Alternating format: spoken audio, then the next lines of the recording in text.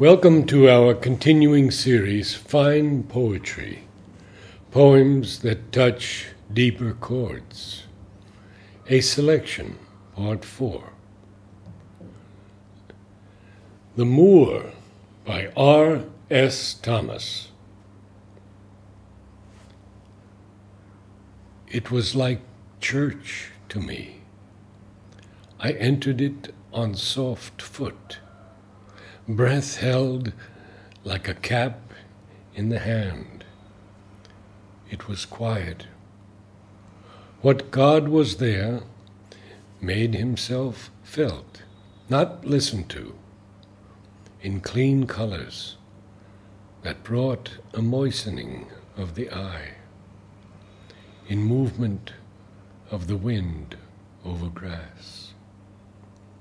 There were no prayers said, but stillness of the heart's passions. That was praise enough, and the mind's session of its kingdom. I walked on, simple and poor, while the air crumbled and broke on me generously as bread. Silence by Marianne Moore.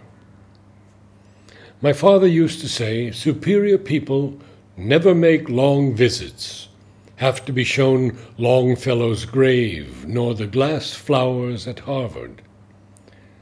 Self-reliant like the cat that takes its prey to privacy, the mouse's limp tail hanging like a shoelace from its mouth, they sometimes enjoy solitude and can be robbed of speech, by speech which has delighted them. The deepest feeling always shows itself in silence. Not in silence, but restraint. Nor was he insincere in saying, "Make my house your inn." Inns are not residences. The Well-Dressed Man with a Beard by Wallace Stevens. After the final no, there comes a yes. And on that yes, the future world depends. No was the night. Yes is this present sun. If the rejected things, the things denied, slid over the western cataract, yet one only, one thing that was firm, even no greater than a cricket's horn, no more than a thought to be rehearsed all day, a speech of the self that must sustain itself on speech, one thing remaining, infallible, would be enough. Ah, dulce compagna of that thing.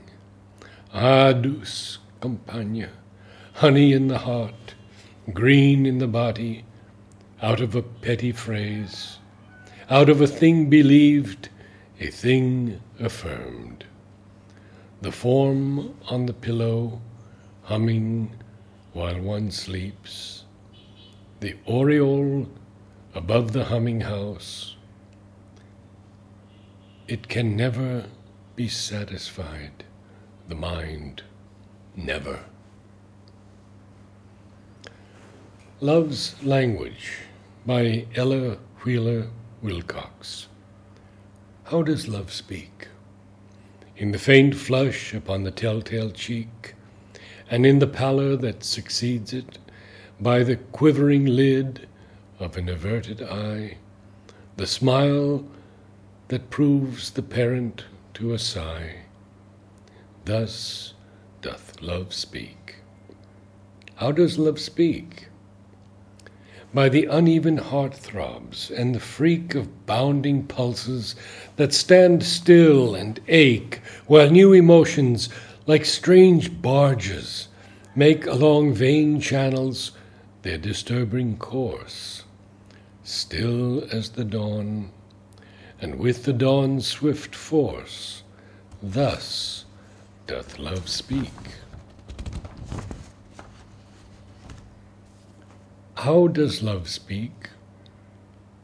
In the avoidance of that which we seek, the sudden silence and reserve when near, the eye that glistens with an unshed tear, the joy that seems the counterpart of fear, as the alarmed heart leaps in the breast, and knows and names and greets its godlike guest. Thus doth love speak. How does love speak?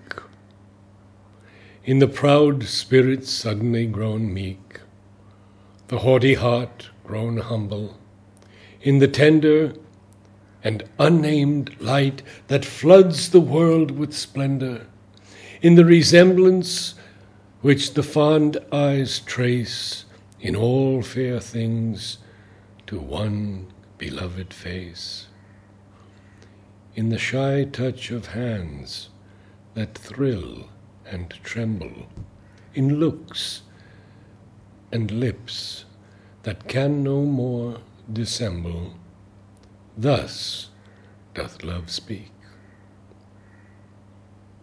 How does love speak? In the wild words that uttered seem so weak, they shrink ashamed in silence. In the fire, glance strikes with glance, swift flashing high and higher, like lightnings that precede the mighty storm. In the deep, soulful stillness, in the warm, impassioned tide that sweeps through throbbing veins, between the shores of keen delights and pains, in the embrace where madness melts in bliss, and in the convulsive rapture of a kiss. Thus doth love speak.